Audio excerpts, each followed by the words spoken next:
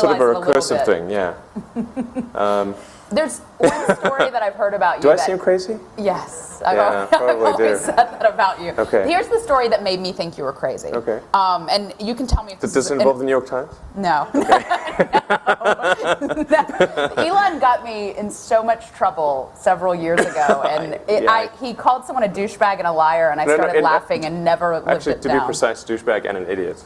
We actually said a liar. We cut out the liar. Oh, did I really? Yeah, because okay. we thought it would be libelous. That part we cut. Okay, yeah. Well, I think that may. Well, I guess that's probably true too. But I think it's more the first two. Yeah. More the first two. Yeah. So no, this is the story that made me think you were crazy. Yeah. I heard right after you sold PayPal, before the other two companies, you went and bought a McLaren S1 because F1, yes. F1. Right. Sorry, that's the same part. So right. Because, partially because you were going to race cars with Jim Clark and Larry Ellison. No, well, not really. No, actually, and I never did. Although that was one of the things that was sort of talked about at one point, but I never did. In fact, I've never raced anyone with McLaren. I had it for several years. I put 11,000 miles on it, and I drove it from LA to San Francisco. It was my daily driver, which is a crazy car to have as a daily driver, particularly on the 405. So, but I understand when you got it. Yeah. You're driving down 280, and you wrecked it. No, well. And let me just tell the story, and then you can correct it. Because the story's great, and I hope it's true. Let's see if the story that you tell is actually how that compares to the reality, because the reality is pretty messed up. So, hopefully the reality's better. So you wreck the car, you get out of the car, you're doubling over with laughter, and the person with you said, "Why are you laughing that you just wrecked this car?" And you said, "No, you don't know the funny part. It wasn't insured." Well, the punchline's correct.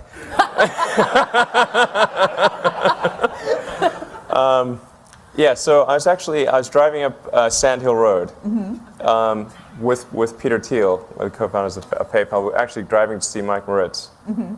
This is in 2000. And so we're driving up Sand Hill Road. I didn't really know how to drive the McLaren. And Peter says, so what can this do? And then I'm probably number one on the list of famous last words. I said, "Watch this."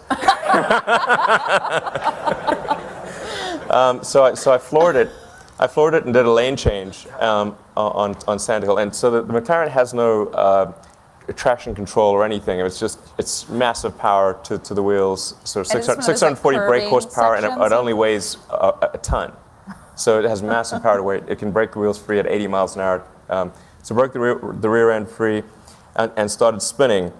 And I sort of, let's see, I think it was sort of, I was going straight and then turned, and I remember seeing the cars coming towards me while I was going backwards. And then we hit an embankment, sort of a 45-degree embankment on Sand Hill, which tossed the car into the air like a discus. And it kept rotating with about 3 foot of air clearance, according to witnesses. And then slammed down on the ground, going the original direction. And we blew the suspension out. Now, it didn't actually wreck the car. The core chassis and the engine were okay. Thank God. But all the glass and the wheels and everything was shredded, and there was massive body damage in the front and rear. Yeah. And did you start laughing? I don't recall laughing. I mean, I could have been laughing in shock, but I don't recall laughing. And then Peter hitched a ride to Mike. I waited while the fire truck and the ambulance arrived. And then finally Did Peter Thiel literally hitch a ride?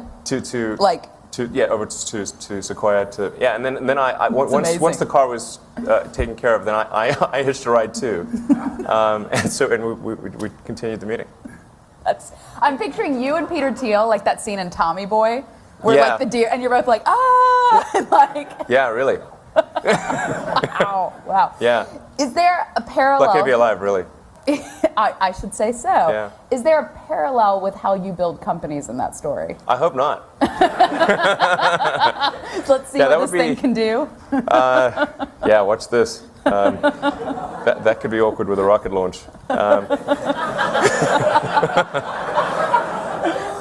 It's one thing if you've got a 1-ton car versus 1 million pounds of TNT equivalent. That is a little dicier. Yeah. Now, what I